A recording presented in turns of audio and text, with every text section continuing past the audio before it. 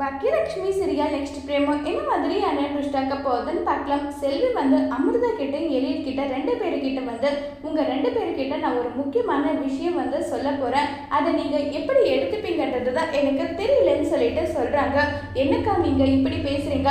அம்மா நல்லா இருக்கணும்னு நினைக்கிறதுல நீங்களும் ஒருத்தர். நீங்க போயிட்டு என்ன சொல்லிட்டு போறீங்க? எதுக்காக நீங்க இப்படி எல்லாம் பேசுறீங்க?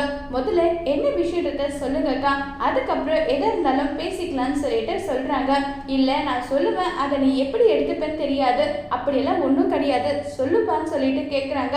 நீ எதுக்காக பாக்கியக்காவுக்கு இன்னொரு கல்யாணம் பண்ணக்கூடாதுன்னு சொல்லி கேட்டதும் உடனே அமிர்தால இருந்து எழில் ரெண்டு பேருமே ரொம்பவே ஷாக் ஆகிட்டு என்ன சொல்ற, கல்யாணமா எனக்கு புரியலன்னு சொல்லி கேட்குறாங்க.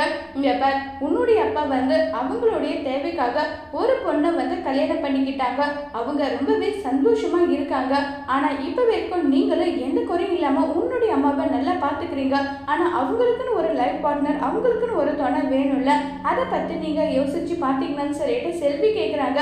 இதுக்கு எழில் பதில் என்ன சொல்ல போறாங்கிறத வரப்போற எபிசோட்ல வெயிட் பண்ணி பார்க்கலாம். தேங்க்யூ.